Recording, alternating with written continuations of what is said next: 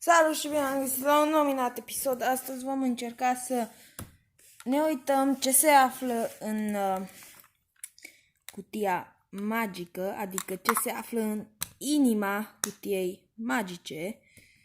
Și pentru asta o deschidem aici, intră AirPod-urile aceste AirPod-uri și da, hai să facem.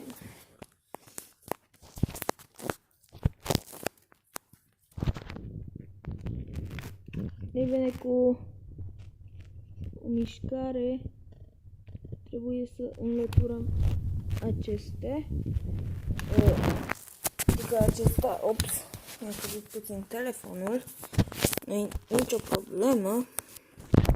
Avem aici un foarfece.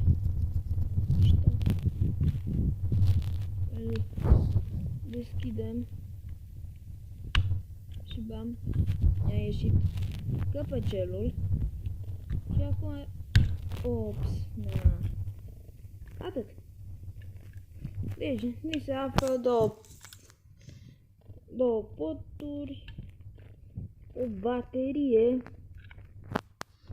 litiu și înăuntru. Nu știu cât de clar se vede. Așa, ups. Acolo înăuntru putem vedea cele două chestii de încărcare. Dacă aprindem noi LED-ul din interior, da? LED-ul din interior este alimentat de această baterie. Și da, cam atât se află înăuntru. Și da, încă merge spre surprinderea mea. Încă. Sper că încă o să mai meargă. Acum îl asamblez.